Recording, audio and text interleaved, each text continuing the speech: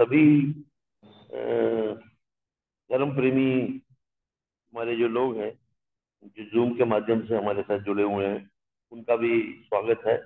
और बहुत बड़े अरसे के बाद आचार्य जैनेन्द्र शास्त्री जी हमारे बीच में आए हैं, उनके कर्मचारी भी साथ में हैं। तो आज का टॉपिक आसान भी है और लंबा भी है, और समय भी हमारे पास कम है।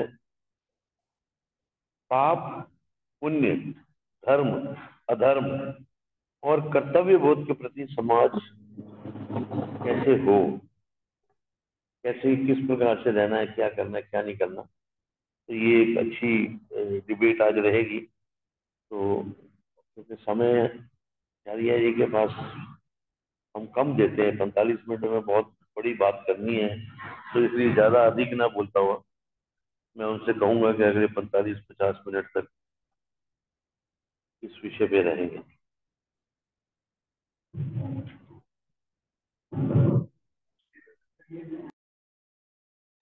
थोड़ा सा चेतन हो जाए, ध्यान अवस्थित हो जाए, लंबा श्वास भरें, उनका उच्चारण करेंगे। ओ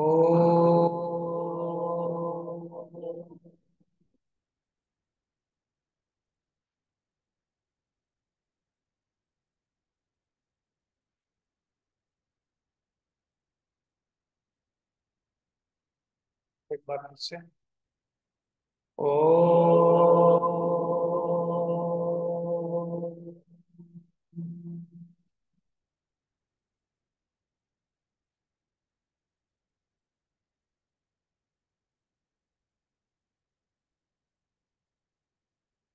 एक बार पुनः। ओ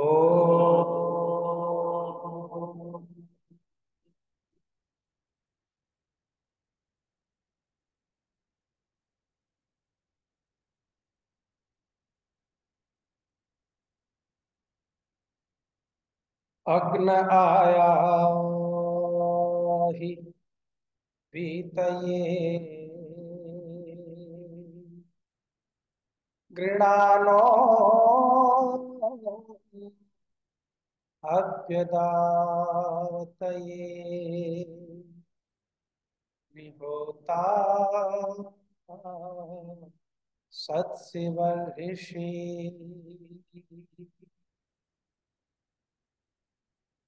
मेरी जिंदगी की नौका कि पतवार है, मेरी जिंदगी की नौका कि पतवार है। हे प्रभु बस तू ही अब मेरा प्यार है। तू है सच्चा सखा, सच्चा साथी मेरा।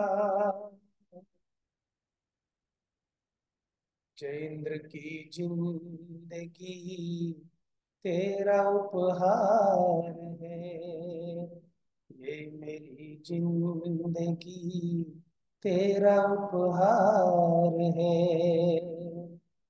मैं भटकता रहा झूठी आशा लिए, और जलाता रहा आरती के दिए। पर मुझे क्या पता था मेरे देवता, तू तो आनंद घन मेरे दिल में रहे। तू तो आनंद घन मेरे दिल में रहे।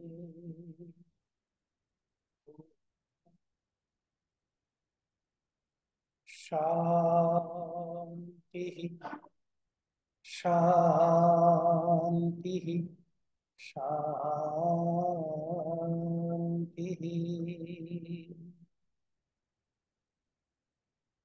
आदर और सम्मान के योग्य आर्य समाज डिफेंस कॉलोनी के समादरणीय प्रधान, बहुत ही ऊर्जा से, उत्साह से जिनका भरा हुआ व्यक्तित्व है, श्री अजय चौहान जी, जो पीढ़ियों से, परंपरा से आर्य समाज को नई गति दे रहे हैं। और अगर हम ये कहूं कि 24 घंटे जिनके जीवन में केवल आर्य विचारधारा को बढ़ाने का संकल्प है, प्रकल्प है, ऐसे सम्माननीय अनेक संस्थाओं के पदाधिकारी और इस आर्य समाज के मंत्री, जिनको दुनिया अजय टंकारा वाले के नाम से जानती और पहचानती है, आदरणीय श्री अजय सहगल जी, बहुत खुशी होती है मुझे जब मैं उनके पुत्र को भी साथ में देखता हूँ, संतानों को साथ में देखता हूँ, उनका भी अभिनंदन करता हूँ। और जो माताएं यहाँ पर बैठी हुई हैं, श्रद्धा से भक्ति से यहाँ पहुंची हैं, उनका अभिनंदन। सभी समादरणीय भद्र पुरुषों, आचार्य रामचंद्र शास्त्री जी, प्रिय विद्यार्थियों, थोड़ा सा ध्यान से सुनेंगे सब लोग, क्योंकि आज का जो विषय है उसको आपने रखा है योग दिवस की संध्या पर रखा है। तो मैं आपको योग दिवस की भी शुभकामनाएं देता हूँ और साथ में ये बताता चलूं, यहीं से अंतर जाएगा तो आपकी दृष्टि मेरे चेहरे पर टिकी होनी चाहिए कि ये योग विद्या भी तब से है जब से सृष्टि है, तभी से वेद है, जब से वेद है तब से ही योग की विद्या है। योग में एक मंत्र आता है, योगे योगे तपस्तरम बाजे बाजे हवा में। तो योग का जो ज्ञान है वो ऋषियों ने, परमात्मा ने स्वयं ऋषियों को दिया और उससे संसार में फैला है। मैं अद्भुत इस विद्या से सारी दुनिया प्रभावित है, आप भी प्रभावित है, होना चाहिए। योग दर्शनकार ने जो योग दर्शन लिखा है, महर्षि पतंजलि ने, कमाल का लिखा है ऐसा। ये ऐसी विद्या है जिसने आपको ये सिखाया कि आप कैसे कंप्लीट और पूर्ण मनुष्य बन सकते हैं। ये ऐसी विद्या है जो आपको बताती है कि दूसरे की चिंता मत कर, थोड़ी बहुत अपनी चिंता शुरू कर दे। ये ऐसी विद्या है जिसने आपको जगाया है और जगाने के साथ ये समझाया है कि भाई दूसरे के बारे में सोचने की अपेक्षा थोड़ा सा अपने बारे में सोच, दूसरे के निर्माण की चिंता छोड़ दे, अपने को निर्माण करने की थोड़ी सी तैयारी कर। ऐसी अद्भुत विद्या है योग की विद्या। और फिर इसमें कहते हैं कि दूसरों को मत देख, इसको देख, थोड़ा बहुत अपने आप को देखने की कोशिश कर, दूसरे को ठीक करने का प्रयत्न मत कर। योग सिखाता है कि तुझे अगर ठीक करना है तो किसी दूसरे को नहीं बल्कि अपने आप को ठीक करना है, अपने आप को देखना है। और इसलिए मैं कहता हूं कि ये परिभाषा जो आज रखी है पाप की, पुण्य की, धर्म की, अधर्म की और कर्तव्य की, ये तो सारे जीवन चलने वाला मुद्दा है साहब, सारे जीवन चलने वाला विषय है। अजय जी छाट छाट करके विषय लाते हैं, बहुत व्यापक और बहुत प्रैक्टिकल विषय होते हैं। इस विषय में मैं आपको जो समझाना चाहता हूँ कि योग के दृष्टिकोण से क्या समझना है आज आपको, कैसे इसका संबंध है। एक सूत्र लिखा है, मैत्री करुणा मुदिता उपेक्षा सुख दुख पुण्य पुण्य भावना चित्त प्रसादन। बस इसको समझिएगा और इसको प्रैक्टिकली इतने सरल भाषा में समझाऊंगा कि आप कहेंगे कि योग इतना सरल है क्या, उसके सूत्र इतने सरल हैं। ऋषि कहता है कि भाई पाप और पुण्य की जो परिभाषा है ना, उसको थोड़ा सा यहाँ से खुलनी शुरू हो जाती है। ऋषि कहता है कि तू इस दुनिया में तुझे कैसे व्यवहार करना है, कैसे आचरण करना है, कैसे दूसरों के साथ तुझे अपनी बात को निभाना है, व्यवहारिक रूप से चलना है। तो उसमें उन्होंने सबसे पहले कहा कि सबसे भाग्यशाली इंसान कौन है, जो सुखी है। कमाल है जी। मैं खुद गदगद हो जाता हूँ कभी कभी जब इन बातों को सुनता और पढ़ता हूँ। तो ऋषि कहता है कि सबसे सुखी इंसान वो है जिसके पास आधुनिक साधन भी हो और उसके साथ साथ जो धर्मात्मा भी हो। उसके बराबर सुखी इंसान दुनिया में कोई नहीं हो सकता। कुछ लोग ऐसे होते हैं धार्मिक हैं, साधन नहीं, और कुछ लोग ऐसे होते हैं साधन भी है लेकिन धार्मिक नहीं। तो ऋषि कहता है, महर्षि पतंजलि कहता है, अरे वो पुण्यात्मा है साहब जिसके पास साधन भी है और जो धार्मिक भी है। और ऐसे लोगों के लिए एक सूत्र दे दिया वैशेषिक दर्शन में, या तो अभ्युदय निःश्रेष सिद्धि सह धर्म। वैशेषिक दर्शन का ऋषि भी क्या कहता है, वो कहता है कि इस लोक में भी उन्नति करता हो, और जिसके पास आध्यात्मिक उन्नति का भी चरम हो, परलोक की भी अच्छी तैयारी हो, कहते हैं कि ऐसे व्यक्ति को ही धार्मिक कहते हैं। और धर्म का नाम यह है इस दुनिया में भी उन्नति हो और पारलौकिक उन्नति भी होनी चाहिए। ये तो अभ्युदय की उन्नति, आध्यात्मिक उन्नति भी हो, दुनिया के संसाधनों की भी उन्नति हो, उसको धर्म समझना। तो पता नहीं किस किस को धर्म समझ लेते हैं, उसकी चर्चा तो भी नहीं करूंगा। पहले चले सीधे सीधे चलते हैं जो चल रहे हैं। तो कहते हैं कि धर्म वो है, साधनों की भी उन्नति होनी चाहिए, अभ्युदय यानी कि आत्मिक उन्नति भी होनी चाहिए, तभी आप धार्मिक बन सकते हैं। तो पतंजलि कहता है कमाल का पुण्यात्मा है भाई वो, कौन? जिसके पास साधन भी है और जो धार्मिक भी है। अब हमने पूछा कि ये बात हमें क्यों कह रहे हैं, हमें उससे क्या लेना देना? तो पतंजलि कहता नहीं बेटा, लेना देना है। उन्हें पूछा क्या लेना देना है उस पुण्यात्मा के साथ, तो पतंजलि कहता लेना देना यह है कि तुम उस पुण्यात्मा के साथ क्या व्यवहार करना। अक्सर साधन संपन्न लोगों से व्यक्ति ईर्ष्या करता है। क्या करता है जी? ईर्ष्या करता है। पता नहीं भगवान ने किसी को क्यों इतना दे रखा है, इसके पास यो क्या है, पता नहीं ये क्या करता है। उसके बारे में अच्छा सोचने की बजाय अधिकांश लोग नेगेटिव सोचते हैं, नकारात्मक सोचते हैं। और पतंजलि कहता है ना, उस पुण्यात्मा के बारे में सकारात्मक सोचोगे तो हो सकता है तुम भी पुण्य के रास्ते पर चल पड़ो, नहीं तो फिर जीवन जो है वो नीचे की तरफ जाना शुरू हो जाएगा। तो हमने पूछा क्या करें, तो कहता है कि जो व्यक्ति धार्मिक भी है, जो व्यक्ति साधन संपन्न भी है, धनवान भी है, कहते हैं कि उससे ईर्ष्या न करना बेटे, बल्कि उससे मित्रता करना।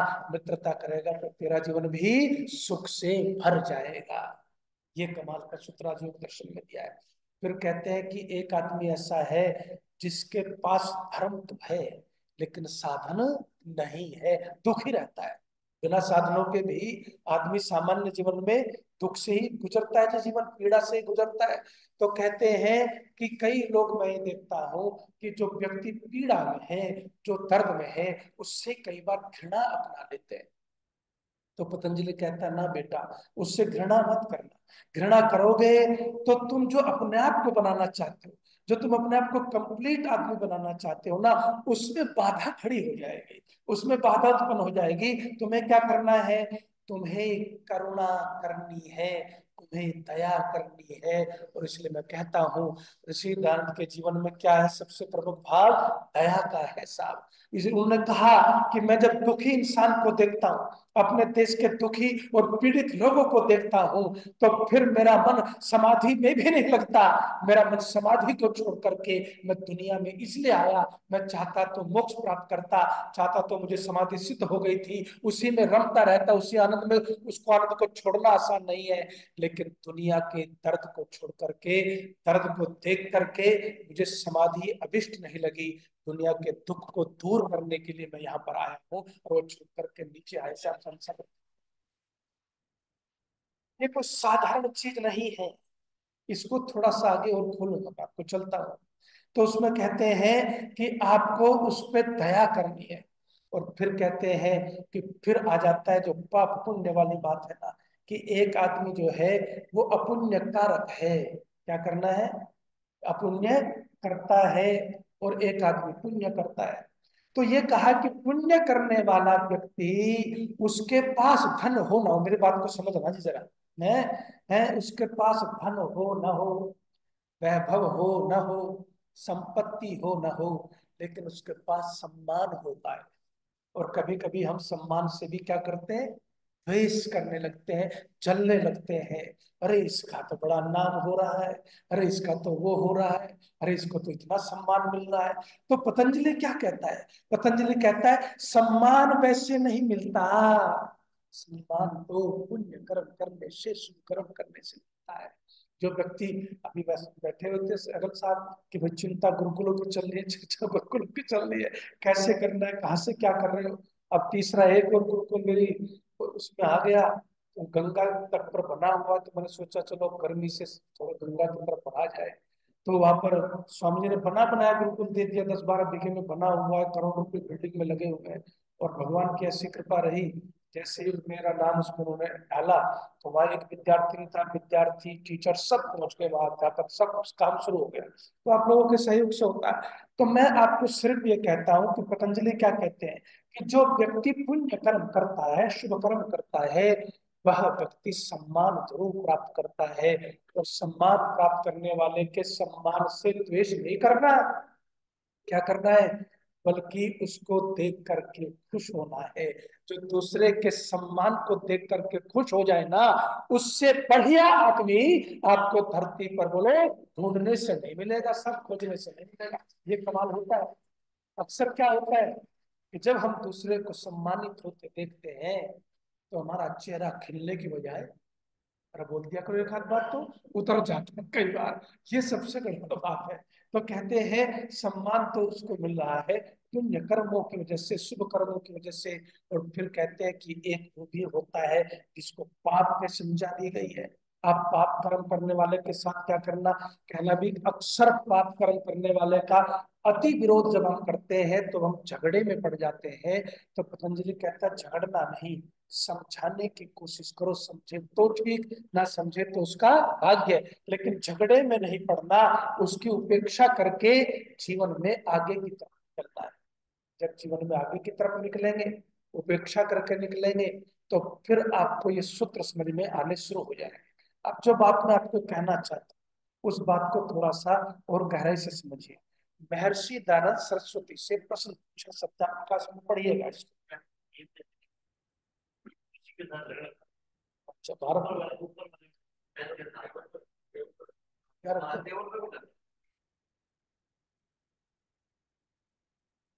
तो मैं आपको ये कह रहा था कि महर्षि दयानंद सरस्वती से प्रश्न पूछा, परमात्मा तो बड़ा पक्षपाती है। बोले कैसे, कि इंसान में भी कितनी कितनी अंतर कर दिया। एक इंसान हट्टा कट्टा, एक छोटा सा, एक बड़ा सा, एक बुद्धिमान, एक काला, एक गोरा, योनि में भी कितना अंतर कर रखा है। और फिर कोई हिंसक जानवर, ध्यान से सुनिए, कोई हिंसक जानवर है, कोई ऊंट है, कोई गधा है, कोई पक्षी है, कोई मगरमच्छ है, कोई हाथी है, कोई घोड़ा है, पता नहीं कितनी विचित्रता कर रखी है। और इसकी जरूरत क्या थी परमात्मा को। तो महर्षि दयानंद सरस्वती ने कहा कि एक एक नई चीज आपको आज पता चले।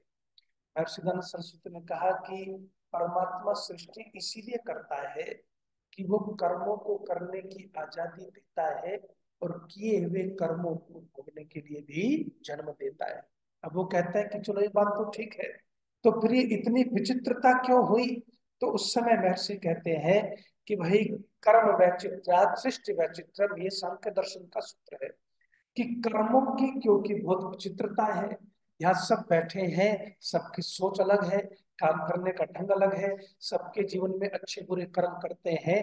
तो सब कर्मों के आधार पर दुनिया में ये विचित्रता दिखाई पड़ती है। परमात्मा कोई पक्षपात बोलो नहीं करता, परमात्मा कोई पक्षपात नहीं करता। अब प्रश्न था, गंभीर प्रश्न था, ये बताइए कि जब प्रलय के बाद सृष्टि हुई तो फिर महर्षि ये तो बताओ कौन से कर्म आ गए। जब सृष्टि शुरुआत होती है तब ऋषिगण ने कहा, आज तक आपने तीन बातें सुनी थी अनादि है, कौन कौन सी जरा, कि परमात्मा अनादि है, जीवात्मा अनादि है और प्रकृति अनादि है। तब ऋषि कहते हैं कर्म भी अनादि है। जब से आत्मा है बोलो तभी से उसके कर्म भी हैं। और प्रलय से पहले भी जो कर्म जिनका भोग वो भोग नहीं पाया था, उन जो रह गया था रिजर्व में, उस भोग को भोगने के लिए परमात्मा फिर से सृष्टि का निर्माण करता है। और फिर क्या कहते हैं कि वो निर्माण करता है कर्मों के आधार पर। तो फिर कहते हैं कि उस कर्मों के आधार पर आपको अलग अलग योनि मिलती है। उस कर्म के आधार पर आपको जो है अलग अलग भोग के साधन मिलते हैं। उस कर्मों के आधार पर आपको आयु भी मिलती है, जात्यायु भोगा जिसको ये कहते हैं। अब प्रश्न फिर उसने ये किया कि जब आत्मा का स्वभाव, देखिए थोड़ा गंभीर सभी बीच बीच में होना चाहिए, जब आत्मा का स्वभाव कर्म करने का है, आत्मा का स्वभाव क्या माना जाता है, कर्म करने का है, बिना कर्म किए नहीं रह सकता। तो फिर वो केवल मनुष्य की योनि में ही क्यों कर्म करता है, बाकी योनियों में कर्म क्यों नहीं करता। तो अब ये कहते हैं कि भोगी होने की बात अलग है, इसका तार्किक उत्तर जो ऋषि ने दिया वो समझिएगा। क्योंकि आदमी को कर्म करने के लिए आत्मा के साथ बुद्धि की भी जरूरत पड़ती है। और जितनी भी अन्य योनियां हैं उसमें वालो बुद्धि उस तरह की नहीं है जो स्व संकल्प से कोई काम कर सके। अब प्रश्नकर्ता ने प्रश्न क्या किया, क्या बात कर रहे हैं आप? अरे स्वामी जी एक बात बताइए, बंदर भी तो नाचता है, घोड़ा भी तो नाचता है, घोड़े पर सवारी करके आप कहां से कहां निकलते हैं, ये सब भी तो कर्म कर रहे हैं। आप कैसे कह सकते हैं? आपने सबने बंदर का नाच देखा, भालू का नाच भी देखा, शेर को भी जो है उछलते कूदते देखा, सर्कस में कितना कुछ देखा है आपने। पहले पहले सर्कस होते थे ना, तो कहते हैं ये सब भी तो कर्म कर रहे हैं, फिर उनका कर्म इस श्रेणी में काहे नहीं आता? अब ऋषि के सामने ऋषि के तर्क कमाल कैसा। ऋषि कहते हैं वो जो कर्म कर रहे हैं वो भय से कर रहे हैं, स्व संकल्प से वो लोग नहीं कर रहे। इंसान जो कर्म कर रहा है वो स्व संकल्प से कर रहा है, स्वतंत्र कर्ता। क्योंकि वो कर्ता स्वतंत्र है। स्वतंत्र कर्ता का क्या लिखा है ऋषिदानंद ने स्वतंत्र कर्ता की परिभाषा लिखी है कि भाई जिसके अधीर इंद्रियां हो, मन हो, बुद्धि हो, जिस आत्मा के अधीन, और आत्मा जब अपने स्व संकल्प से कर्मों को करता है तब वह स्वतंत्र बोलो माना जाता है। अब एक आदमी ने प्रश्न किया कि जब बुद्धि की बात है तो इसका मतलब बच्चा जो है वो तो उसकी तो उसको आप वो तो कर्म नहीं कर सकता, उसकी बुद्धि तो परिपक्व नहीं होती। तब उसने कहा शायद इसी कारण से इंसान को उभय योनि माना जाता है। उभय भी समझते हैं ना, भोग योनि भी और कर्म योनि, दोनों योनियों में इसलिए माना जाता है कि उसकी बुद्धि, बच्चे के ऊपर कौन सा सामाजिक नियम लगता है जी, कौन सा कानून लगता है? कुछ नहीं। बच्चा जो छोटा है जब तक बुद्धि परिपक्व नहीं होती तो वो वैसा ही बना रहता है। तो इसलिए ऋषि दानव से ये जो तीन प्रश्न, जो गंभीर प्रश्न पूछे गए, इनका बहुत ही कमाल का उत्तर महर्षि दानव सरस्वती ने दिया साहब। सबसे पहले क्या पूछा कि भाई इस सृष्टि की जरूरत क्या है? तब ऋषि ने कहा कि प्रलय की अवस्था में जो जीवों ने कर्म किए, जो उनके भोगे बिना रह गए, उनको भोग देने के लिए, कर्मों को करने की आजादी के लिए सृष्टि बनाई। दूसरा प्रश्न ये पूछा कि एक बात बताइए कि विचित्रता क्यों है? तो कहा कि विचित्रता जो है परमात्मा नहीं करता, बल्कि यह विचित्रता तो कर्मों की विचित्रता से होती है। हमारे बीच में आर्य समाज के संरक्षक और हम सबके प्रेरणा स्रोत, और जिनको मैं कहता हूँ विशुद्ध आर्य, आदरणीय श्री आनंद चौहान जी हमारे बीच में पहुंच गए। उनका भी हार्दिक अभिनंदन स्वागत करता हूँ। तो जो गंभीर, जितने ध्यान से आप सुन रहे थे इस चर्चा को, उसी ध्यान से आप सुन लो। अब वो एक प्रश्न और खड़ा हुआ, वो ये कहते हैं कि परमात्मा ने, जैसे मैंने आपको बताया कि भाई बंदर भी नाचता है, वो भी नाचता है, तो ऋषि ने कहा कि वो अपने संकल्प से काम नहीं करते, वो भय से काम करते हैं, इसलिए उनको कर्मों की श्रेणी में नहीं गिना जा सकता। फिर इसमें एक बात और है कि ये जो भोग योनियों में आत्मा जाती है, इस भोग योनियों में ये क्या विशेष अंतर है? तो ऋषि कहते हैं शायद ये ही सबसे बड़ा दंड है। जैसे कि आप जेल में गए, जेल में जाने के बाद आपको घूमने की आजादी खत्म हो गई, जेल में जाने के बाद अपनी मर्जी से खाना खाने की आजादी खत्म हो गई, जेल में जाने के बाद बहुत सारी चीजें आपकी छिन जाती हैं, पूरी आजादी छिन जाती है। तब ऋषि दानव कहते हैं बस भोग योनि की सबसे बड़ी सजा यही है कि उसमें जाने के बाद कर्मों को करने की बोलो आजादी परमात्मा छीन लेता है। और इससे बड़ी सजा और क्या देगा? इससे बड़ी और सजा क्या देगा? तो ये जो सब कुछ है ये आपके कर्मों के आधार पर निर्णय होता है। अब इस कर्मों के द्वंद को समझने के लिए आपने कितनी बार सुना होगा क्रियमान कर्म है, कितनी बार सुना होगा प्रारब्ध कर्म है, कितनी बार सुना होगा संचित कर्म है। एक एक लाइन में समझा देता हूँ। जो वर्तमान में कर रहे हैं उसको क्रियमान कर्म कहते हैं, जो जिसका फल तुरंत नहीं मिलता, इकट्ठा हो जाता है, उसको संचित कर्म कहते हैं। और जो फल देने की स्थिति में आता है, जिसको हम भाग्य कहते हैं, उसको प्रारब्ध कर्म कहते हैं, जो भाग्य के रूप में आता है। दूसरा फिर गीता में चलिए, गीता में क्या कहते हैं कि भाई कर्म, अकर्म और विकर्म, ये तीन परिभाषाएं कर्म की है। उसमें कर्म क्या मतलब क्या है? अब ऋषि ने कहा अगर कर्मों को करने की आजादी ही नहीं होगी, जरा बात को समझिएगा, 3-4% गंभीर आपने बहुत दिल से ग्रहण किए हैं, इसको भी समझिएगा।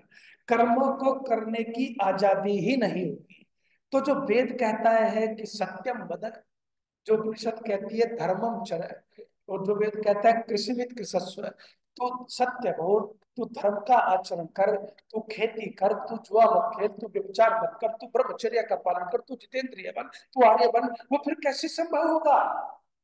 वो संभव तब होता है जब व्यक्ति को कर्मों को करने की बोलो आजादी होती है। अब कर्मों को करने की आजादी का मैं हमेशा एक बात तो जरूर कहता हूं, जितना दुरुपयोग इंसान करता है उस पर भी चिंता करने की जरूरत है, चिंतन करने की जरूरत है। और उस पर चिंतन इसलिए मैंने योग दर्शन से शुरू किया और वो बात पहले रखी कि वो चिंतन कैसे करना है, वो आपको कहाँ ले जाकर के खड़ा करेगा। तो इसलिए वो चिंतन पूर्वक बात कही गई है योग दर्शन के आधार पर, जो मैंने शुरुआत में कही।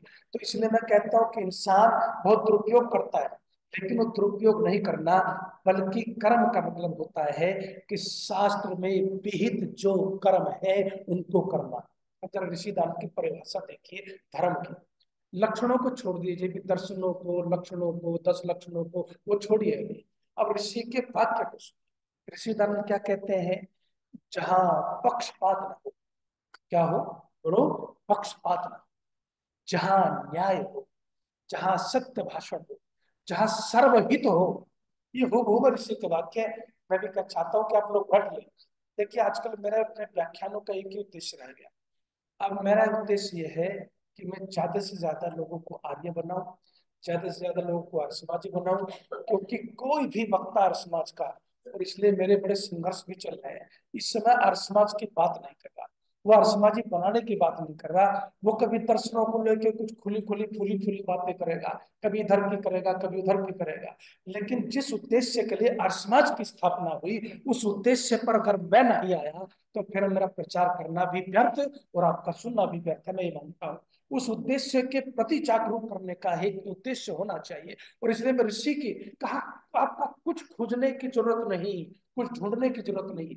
मेरा एक साथी था, उसने राजेश सत्यव्रत जी से एक बात कही कि जो मेरा विवाह तो आप गृह सूत्रों के अनुसार करवा देना। तो राजेश सत्यव्रत ने कहा कि ठीक है, शाम को मेरे घर पे आना, तुझे गृह सूत्रों का विधान बता। तो गृह सूत्रों का विधान सुन करके उसको पसीना आ गया। बोला सुन बे बाबले, कहीं कुछ नहीं रखा, जो भी कुछ अमृत है वो दयानंद के ग्रंथों में उतर गया है, उससे भागने की भटकने की कोई आवश्यकता नहीं। सब वहां पर तो ऋषि दयानंद ने जो लिख दिया, जो परिभाषाएं दे दी, बस उनको अंतःकरण से ग्रहण करना है साहब। तो ऋषि दयानंद कहते हैं कि वेद से युक्त हो, क्या है, शास्त्र से सम्मत हो, परीक्षित हो।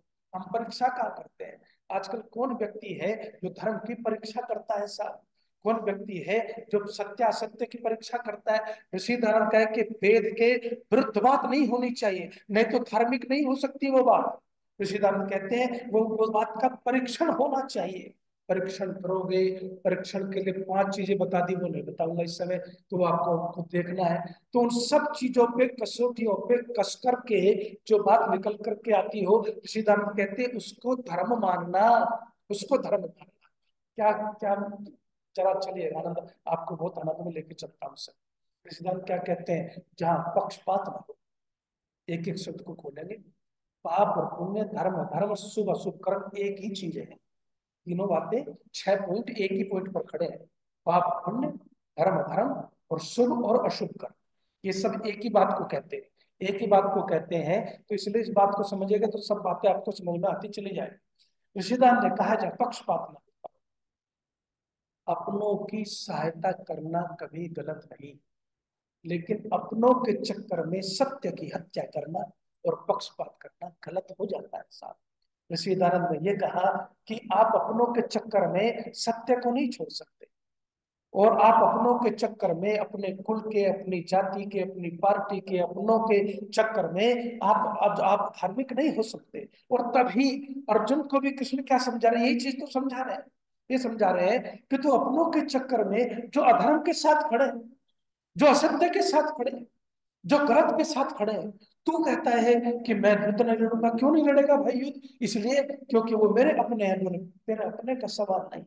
सवाल तो केवल सत्य का है, न्याय का है। और इसलिए ऋषिदान ने कहा धर्म वो होता है जहां पर न्याय होता है, धर्म वो होता है जहां पर पक्षपात न होता है। जब बजा करो सब मिलकर बजा करो, बीच में खूब वहां से मजा नहीं आता। तो इसलिए मैं कहता हूं कि पक्षपात रहित। देखिए जी, मैं अपना बड़ा भाग्य मानता हूं कि, और सारे अर्थ जगत में दुनिया जानती है कि भाई मेरा स्वभाव सरल माना जाता है। मैं जाता हूँ लंगर में खाना खा लेता हूँ, मुझे किसी कभी किसी को मैं कष्ट देता है। मंत्री को पता नहीं चलता कब खाना खा लिया कब क्या हो। मुझे लोग कहते हैं तुम सब खाना खराब करते हो, खाना आएगा अंदर बैठेंगे, माताएं लाएंगी, माताएं फल छीनेंगी। जब मैंने कहा माताओं के हाथ पैर कांप रहे हैं, तुम माताओं को जो खर्च करने में लगा रहो, अपने आप छील के खा लो। रिश्तेदार को देख, जीवन में देख, तो कुछ सरलता होनी चाहिए। तो मैं आपको इस समय ये कह रहा था कि उस शास्त्र को समझने की दृष्टि कहां से होती है। शास्त्र को समझने की सही दृष्टि में कहूं, ऋषिदान को पढ़े बिना मिल नहीं सकती। और ऋषिदान को पढ़े बिना शास्त्रों को न कोई ढंग से समझाए। सबसे बेड़ा गर्क अगर हमारे देश में किसी आधार पर किया गया है तो वो शास्त्रों के नाम पर ही किया गया है। अभी किसी टीवी डिबेट में चल रहा था, वहां कोई आर्य समाजी महिला पहुंच गई होगी, तो वहां पर एक कहता है कि राधा की शादी नहीं हुई, एक कहता है राधा जो है उसकी मामी थी उम्र में कृष्ण से बड़ी थी उससे शादी हुई, दूसरा कुछ कहता है, तीसरा कुछ कहता है। तो उसने कह दिया तुम खुद ही कंफ्यूज हो, तुम्हारे शास्त्र अलग अलग है या एक ही है ये बताओ। तुम खुद ही कंफ्यूज हो, तुम हमें क्या मार्गदर्शन करोगे? तो ये स्थिति आती है तब जब शास्त्रों को, पहले तो वो शास्त्र नहीं, शास्त्र के नाम पर अब किताबें पढ़ ले और उनको हम शास्त्र कहें। ऋषिदान ने कहा शास्त्र तो एक ही है, और उस शास्त्र का नाम क्या है बोलो? वेद है शास्त्र। और मैं आपको इसलिए कहता हूं, इसलिए मैं कहता हूं कि जीवन के अंदर ऋषि नारद की इस दृष्टि को लेकर के नहीं चले तो बहुत भटकाव होता है, बहुत भटकाव होता है। हम खुलेआम कहते हैं कि हमें दिखाओ तो सही भाई, कहाँ किस मंत्र में प्राण प्रतिष्ठा होती है, हमें बताओ तो सही कहाँ पर जो है ये सब व्यवस्थाएं हैं। ऋषि नारद ने वेदों को समझने की दृष्टि दी। और वेदों को समझे, एक मुझे उदाहरण याद आ गया, उसको सुना करके आगे चलूंगा, थोड़ा सरल हो जाएगा क्योंकि बात आगे गहरी है। आपने भी सुना होगा ये उदाहरण कभी, गंगा प्रसाद उपाध्याय का बनारस में। बनारस में गंगा प्रसाद उपाध्याय प्रवचन दे रहे थे वेद के ऊपर, पौराणिक पंडित थे, घोर पौराणिक। और वहां पर एक पादरी चला गया, शास्त्रार्थ का जमाना था उस समय। पादरी ने कहा कि ठीक है पंडित जी, बहुत वेद वेद कर रहे हो ना, ये गणा नाम था गणपति पं हवा महे, इस मंत्र का अर्थ कल पब्लिक में पढ़ के सुना दे। पब्लिक में पढ़ के सुना दोगे तो बस हम आपके चेले, ये तय हो गया। अब जब विवाद छिड़ता है तो भीड़ डबल आती है। इधर से पंडित जी के भी प्रशंसक डबल ट्रिपल हो गए, उधर से उसके भी प्रशंसक डबल ट्रिपल अगले आने वाले तय थे।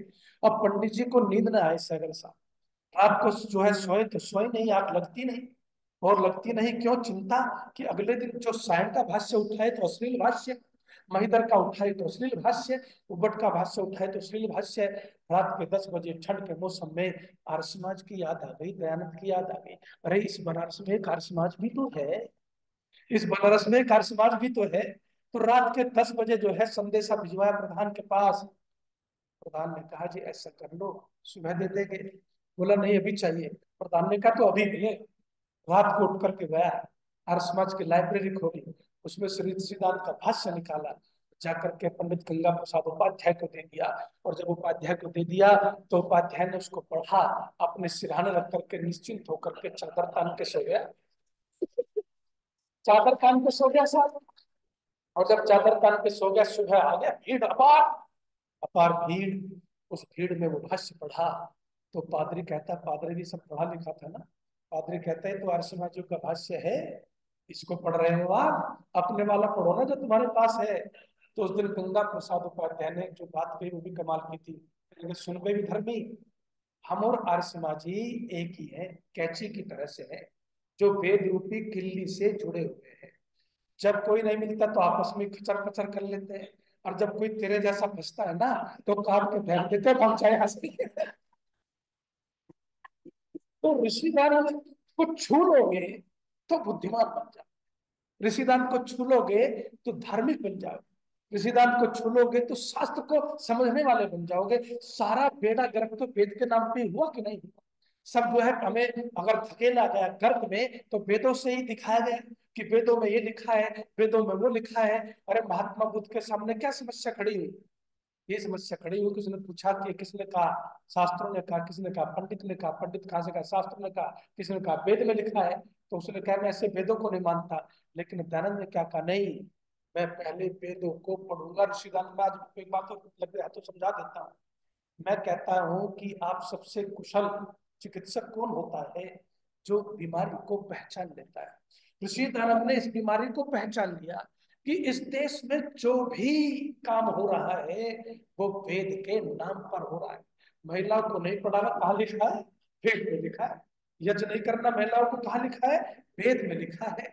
आपको जो है छुआछूत माननी है या छूता कहाँ लिखा है? सब वेद के नाम पे किया गया। सब वेद के नाम पे अत्याचार किया गया। सती प्रथा कहाँ है? वेद में लिखा है। तब ऋषि दानव ने वेद पढ़े और वेद पढ़ने के बाद कहा अगर किसी माई के लाल में दम है तो मुझे दिखाए। कहाँ लिखा है वेद में कि स्त्रियों को वेद पढ़ने का अधिकार नहीं है? इसको कहते हैं ये ऋषि दानव की दृष्टि है। तो उस दृष्टि में एक नई सृष्टि पैदा होती है सब, जहां आदमी आनंद में रहता है हर समय। वो सृष्टि क्या है जरा उसको सुनिएगा।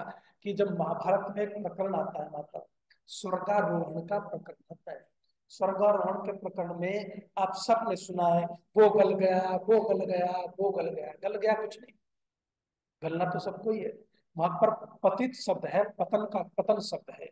पतन का मतलब दो तरह से पतन होता है। एक पतन तो वो है कि भाई हम फिसल के गिर गए। एक पतन वो है हम अपने कर्तव्य से गिर गए। जैसे कि कोई अध्यापक है, वो जब प्रिंसिपल है तो पढ़ाता है, नहीं तो अपना छर्रे उड़ाता है। तो वो किससे गिर गया? अपने कर्तव्य से गिर गया, उसको पतन कहते हैं। तो अब जो है जब स्वर्गारोहण प्रकरण में आम आदमी इसको समझ नहीं सकता। इसको केवल वेद के विद्वान के अलावा इस कथा को कोई खोल नहीं पाया आज तक, न खोल सकता है। क्योंकि वो तो ये मानते हैं कि कुत्ता भी साथ में गया और सब एक एक करके गलते चले गए, गिरते चले गए। लेकिन गिरना कैसा था? पतिता भूमि। सबसे पहले बस एक ही बात इसमें रखूंगा कि सबसे पहले क्या कहा? कि सबसे पहले ये कहा कि जब वो स्वर्गारोहण यानी कि अपनी मोक्ष की यात्रा पर, साधना की यात्रा पर राज्यपाट छोड़ करके निकल पड़े। जब निकल पड़े तो उस समय क्या कहा? उस समय निकलते हुए जब यात्रा चलने लगी तो किस किस की यात्रा अधूरी रह गई, बस इसको समझिएगा। ये एक रूपक है, वैसी कहानी नहीं है कि जिसको हम घटनात्मक रूप से ही पूरे सच्चा माने। इसमें घटना तो है ही, रूपक साथ में जोड़ा हुआ।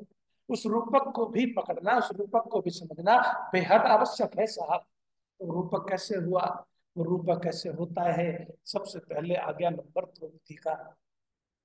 तो भीम ने युधिष्ठिर से पूछा, कहने के भाई इतनी सेवा करी इसने, तुम तो विचित्र आदमी हो, लट करके भी नहीं देख रहे। तो युधिष्ठिर ने, अब इस उत्तर को समझिएगा, युधिष्ठिर कहते हैं कि अब युधिष्ठिर कुछ नहीं कर सकता।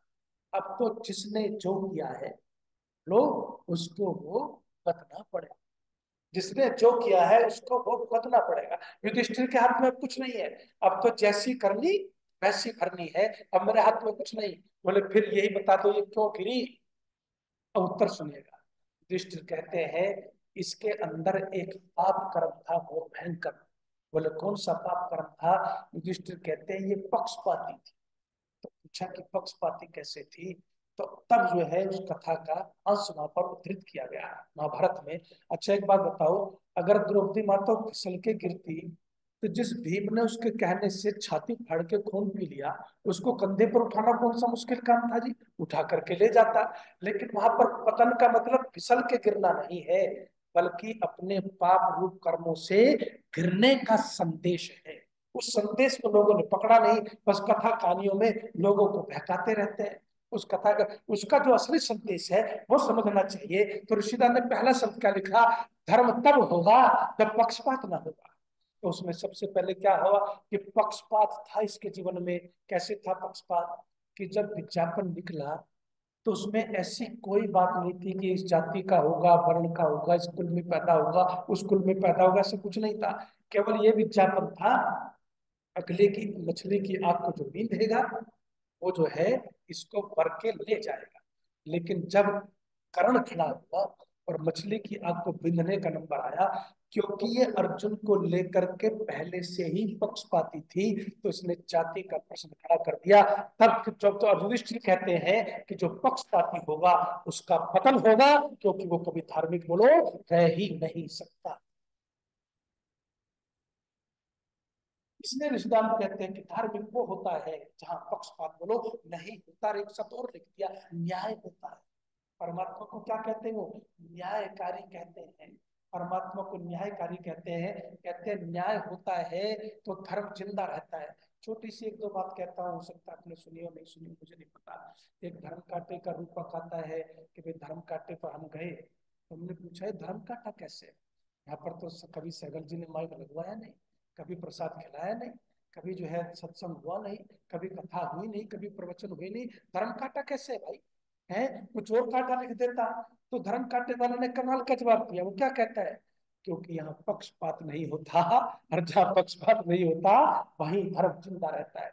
इसलिए मैं कहता हूँ पक्षपात में जीवन गड़बड़ाता है, धर्म से दूर व्यक्ति चला जाता है। इसलिए ऋषिदान ने सबसे पहले कहा पक्षपात नहीं होना चाहिए। मैं ऋषिदान ये भी कहते हैं अपनों की सहायता करो, मदद करो, खूब करो, लेकिन पक्षपात के चक्कर में आप सत्य की हत्या नहीं कर सकते, आप धर्म को नहीं छोड़ सकते, आप न्याय को नहीं छोड़ सकते, उसको हमेशा जीवित रखना है। कितने उदाहरण इसके बन सकते हैं, लेकिन मैं चलता हूँ क्योंकि समय थोड़ा सा ही बच पाता है मेरे पास, कितना भी तेज चलो। अब ऋषिदान क्या कहते हैं? पक्षपात रहित हो, न्याय होना चाहिए और सत्य भाषण करना चाहिए। देखिए सत्य की जब बात आती है तो ऋषिदान ने आर्यों के लक्षण देखिए। सत्य का अपना एक विषय है कि कभी ऋषिदान की दृष्टि में सत्य केवल ये सब्जेक्ट रखे। अब आपको मैं सुनाऊं कि ऋषिदान ने कितना इस पर बल दिया है, कितना बल दिया है, आप सोच नहीं सकते। सारा जीवन अगर किसी व्यक्ति का केवल सत्य के लिए समाहूत हो गया तो वो केवल देवात्मा और कोई नहीं, महर्षि दयानंद सरस्वती है। और उन्होंने कभी इस सत्य के सिद्धांत को छोड़ा, सत्य के सिद्धांत को छोड़ा नहीं। अब इसमें एक चीज और जोड़ दीजिए, पर सर्वहित है। 5 मिनट रह गए तो जरा तेजी से कर लेता हूँ काम। सर्वहित कौन कौन से पक्षपात होना नहीं होना चाहिए? न्याय होना चाहिए, सर्वहित होना चाहिए, वेद के अनुकूल होना चाहिए, और इस सर्वहित में और सत्य होना चाहिए। सर्वहित की परिभाषा ऋषिदान की सुन लो। आजकल तक आपने परोपकार क्या समझा है? कि किसी को धन दे दिया तो परोपकार कर दिया, किसी को कुछ और सहायता कर दी तो परोपकार कर दिया, किसी की वैसे मदद कर दी तो परोपकार कर दिया। अरे कुछ न पढ़ो, मैं कहता हूँ ऋषिदानंद वेद भाष्य न करते, ऋषिदानंद कोई ग्रंथ न लिखते 23 में से, ऋषिदान सत्या प्रकाश भी नहीं लिखते, अगर केवल स्वमंतव्य मंतव्य प्रकाश भी लिख देते ना, तब भी विद्वान की रिसर्च कर करके सत्या प्रकाश की रचना कर देते, इतना गजब लिखते हैं। उसमें ऋषिदान क्या लिखते हैं कि परोपकार मतलब किसी को बुरे आचरण से छुड़ाना, ये परोपकार। किसी को बुरे आचरण से छुड़ाना और उसको सही आचरण पे लगाना, ये परिभाषा ऋषिदान ने परोपकार की दी है, ये सर्वहित की दी है। हम परोपकार को बहुत हल्का लेते हैं, हम सोचते हैं कि हमने किसी को एक दो भोजन करा दिया तो परोपकार हो गया। वो सहायता है साहब। असली परोपकार ऋषिदान की दृष्टि से समझना और अमिचंद के शब्दों में समझना। ऋषिदान क्या कहते हैं? अमिचंद क्या कहता है कि मेरे इस जीवन के ऊपर सबसे बड़ा उपकार अगर किसी का है तो ऋषि दानव का है। वो इसलिए है क्योंकि बुराइयां छुड़ा करके, बोलो तो सही, अच्छाई का रास्ता दिखा दिया, इसको परोपकार करना। स्वामी श्रद्धानंद क्या कहते हैं सर? स्वामी श्रद्धानंद क्या कहते हैं? स्वामी श्रद्धानंद भी यही कहते हैं कि मेरे ऊपर जो उपकार है वो शब्दों में वर्णन कर नहीं सकता मैं। मेरे पास रोटी थी, मकान था, वैभव था, धन था, इसलिए मैंने क्या कहा? सबसे पहले क्या शुरुआत किया कि उससे दोस्ती करना ईर्ष्या नहीं, जो धार्मिक भी हो और साधन संपन्न भी हो, वो पुण्यात्मा। जो साधन संपन्न भी है, धार्मिक भी है, क्योंकि बहुत सारे लोगों के पास साधन होते हैं तो धार्मिक नहीं होते, और बहुत सारे धार्मिक ऐसे भी होते हैं जिनके पास साधन होते नहीं। तो पतंजलि ने क्या कहा कि जो साधन संपन्न हो, धार्मिक जो हो, वो सबसे सही पुण्यात्मा है, उससे मित्रता करोगे तो सुखी रहोगे। यही से शुरुआत की थी ना। तो यही मैं आपको इस समय ये समझाने लगा हूं कि ऋषि दानव कहते हैं, स्वामी श्रद्धानंद कहते हैं कि धन भी था, वैभव भी था, नाम भी था, वकालत भी थी, सब कुछ था मेरे पास, लेकिन फिर भी जीवन के नाम पे शून्य था, धर्म के नाम पर शून्य था। मुझे कुछ समझ में नहीं आता था कि क्या सही क्या गलत है। तब स्वामी श्रद्धानंद क्या लिखते हैं, इस मुंशीराम को शुद्धानंद बनाने का श्रेय अगर किसी को है तो सबसे बड़ा उपकार इसको परोपकार कहते हैं साहब। सबसे बड़ा उपकार अगर मेरे जीवन पर किसी का है तो महर्षि दयानंद सरस्वती का है। इसलिए मैं कहता हूं इस उपकार के रास्ते पर चलो ना, इस उपकार के रास्ते पर चलो। ये ऋषि की परिभाषा है, छोटी छोटी परिभाषाएं हैं। पाप की परिभाषा, पुण्य की परिभाषा, आरुद्ध माला पढ़ लेना, मैंने कुछ नहीं पढ़ा। आपका सब्जेक्ट आया, ये सारी दोबारा घोट डाली है, सारी घोट डाली दोबारा से, तो स्वमंतव्य मंतव्य पढ़ लिया और वो पढ़ ले समझो सत्ता प्रकाश का सार पढ़ लिया। तो क्या लिखते हैं ऋषिदान पाप की परिभाषा में, पुण्य की परिभाषा में क्या लिखते हैं कि सत्य भाषण आदि और विद्या आदि गुणों से युक्त जब व्यक्ति कर्म करता है उसी को पुण्य कहते हैं, उसी को पुण्य कहते हैं साहब। विद्या हो, नॉलेज हो, जब तक विद्या नहीं तब तक क्या कर्म करोगे आप। इसलिए उन्होंने कहा कि सत्य भाषण के साथ साथ विद्या आदि गुणों से भूषित होना चाहिए जीवन। जब तक विद्या नहीं, जब तक ज्ञान नहीं, तब तक तुम अंधेरे में हो, और उस अंधेरे का फायदा दुनिया ने उठाया है कि नहीं उठाया, बताइए। उस अंधेरे का फायदा दुनिया ने उठाया है। और इसलिए ऋषिदानंद ने बहुत बड़ा संकल्प लिया जीवन के अंदर, अविद्या का नाश करना, विद्या की वृद्धि करना, इस समाज का मुख्य उद्देश्य है। इसलिए ये संकल्प लिया गया क्योंकि ऋषिदान जानते थे कि इंसान पुण्य के प्रशस्त पंथ पर चल नहीं सकता, पुण्य के रास्ते पर चल नहीं सकता जब तक कि वह सही अर्थों में विद्वान न बने, विद्या को न पढ़े।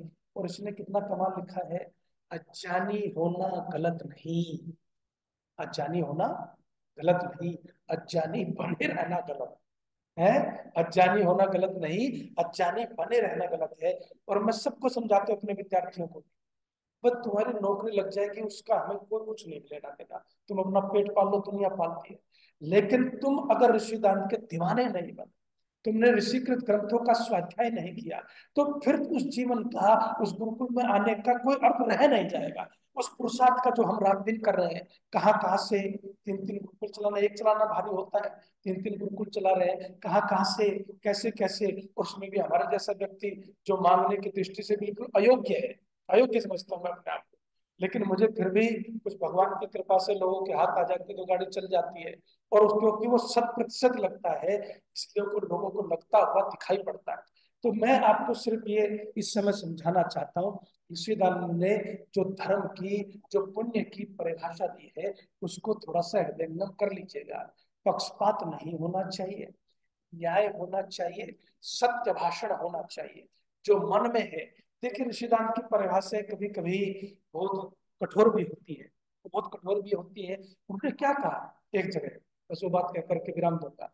उन्होंने कहा कि लोग ये समझते हैं कि बड़ी दांतों वाला आदमी असुर होता है, बड़े बालों वाला आदमी असुर होता है, बड़े दांत जो है नाखूनों वाला आदमी असुर होता है, काले कपड़े पहनने वाला असुर होता है। ऋषि ने कहा नहीं, ऋषि ने क्या कहा, जिसके मन में कुछ और हो, कहता कुछ और हो, करता कुछ और हो, वो आदमी ही असुर है, पिशाच है, और क्या है, राक्षस है।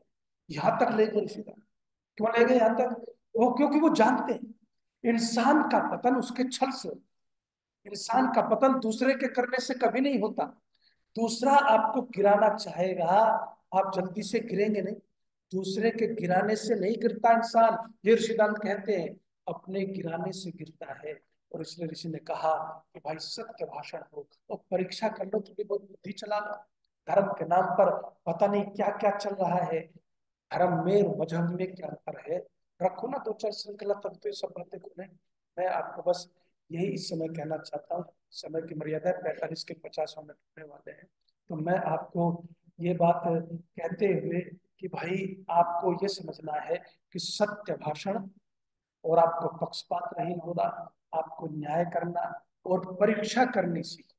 परीक्षा में कभी कभी हम कुतर्कों में ज्यादा फंस जाते हैं। अरे कुतर्क करने में, तर्क करने में धरती आसमान का अंतर है। धरती आसमान का अंतर है। कुतर्क भी आपको सत्य से उतनी ही दूर ले जाता है जितनी दूर जो है आपको जो दूसरी चीजें ले जाती हैं, अंधविश्वास ले जाता है। कुतर्क भी आपको सत्य से दूर ले जाता है। तर्क आपको सत्य के नजदीक पहुंचा सकता है। तो ऋषिदान ने जो परीक्षा लिखी है उसमें सृष्टि सम्मत बात हो, वेदानुकूल बात हो, शास्त्र सम्मत बात हो और प्रत्यक्ष आदि प्रमाणों से सिद्ध की गई बात हो, धर्म जो है उसके नाम पर जो होता है वो ठीक नहीं है। ऋषिदान ने जो धर्म को समझा, एक बात और कहती है कि धर्म सर्वहित करने का नाम धर्म है, सत्य भाषण का नाम धर्म है, पक्षपात रहित होना। और ये कहा है कि धर्म सबके लिए एक ही है और एक जैसा ही होता है। ये ऋषि ने और बिल्कुल इसको नीचे कोट कर दिया कि सबके लिए एक ही है और एक जैसा ही होता है। तो उस एक धर्म को जो आपको बनाता है दयालु, जो आपको बनाता है सत्यवादी, जो आपको बनाता है पक्षपात रहित, जो आपको बनाता है जितेंद्रिय, जो वैदिक धर्म है, उसी धर्म को मानने की, उसी को प्रचारित करने की, उसी को समझने की और उसी को समझाने की जीवन के अंदर बेहद आवश्यकता है। इसलिए मैं कहता हूं कि आपको यदि धर्म समझ गए तो पुण्य समझ जाओ, यदि धर्म समझ गए तो कर्तव्य समझ जाओगे। सही बात यह है ना जी कि कर्तव्य के अलावा धर्म का अपना कोई और रूप नहीं। यदि आप अपने कर्तव्य का पालन कर रहे हैं, एक सैनिक जो है, देखिए इसमें बहुत सारे फिर क्या विषय लंबा हो जाएगा कि अगर वो अपने कर्तव्य पर है, सामने सेना खड़ी है और वो संध्या समय जो है, स्वामी विवेकानंद कहते हैं कि वह संध्या करने लग जाए, तो फिर इसका मतलब वो शुभ कर्म नहीं कर रहा बल्कि अशुभ कर्म कर रहा है। तो ये समझने की बात है, जो कर्म विकर्म कर्म की बात पंडित बुद्धदेव तिलकर ने बड़ी अच्छी समझाई है कि वहां पर सैनिक खड़ा है, गोलियां चल रही है और वो संध्या लगे करने वहां पर, तो कहते हैं वो संध्या शुभ होते हुए भी अशुभ हो गई क्योंकि वो अपने कर्तव्य से विमुख हो गया। इसलिए ऋषि कहते हैं सबसे बड़ा धर्म अपने कर्तव्य का पालन करना है और सबसे बड़ा पुण्य भी कर्तव्य का करना। इन्हीं शब्दों के साथ समय की मर्यादा, समय से पूरा एक एक सेकंड मिला, उसका मैंने पूरा उपयोग भी किया। आज 7 बजे से भी पहले 2 सेकंड शुरू कर दिया था। सबका बहुत बहुत धन्यवाद।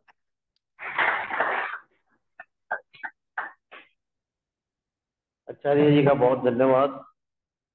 बहुत अरसे बाद इतनी तालियां आपने सुनी है अपने, क्योंकि आपका बस अंदाज कुछ अलग ही है और बहुत अच्छी चीज बड़े अच्छे तरीके से समझा दी। सरलता आपके वक्तव्य में रहती है और वैसे भी आप सभी कुछ पुराने लोग नजर आ रहे हैं।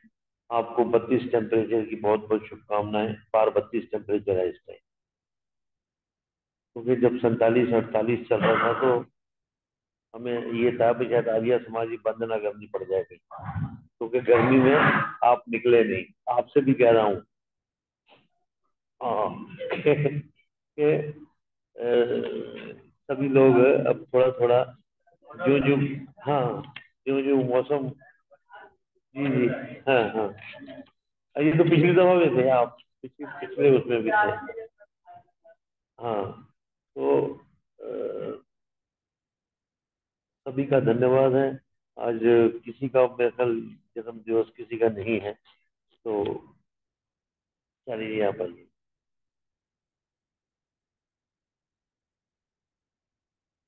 आचार्य जी भी स्मार्ट हो गए ना थोड़े से, पेट वेट अंदर हो गया ना थोड़ा। ओम ओम ओम। द्यौः शान्तिरन्तरिक्षं शान्तिः, पृथिवी शान्तिरापाः शान्तिरोषधया शान्तिः, वनस्पतयः शान्तिर्विश्वे देवाः शान्ति ब्रह्म शान्ति सर्वभौम शान्ति शान्तिरेव शान्ति सामा शान्तिरेधि। ओम शान्तिः शान्तिः शान्तिः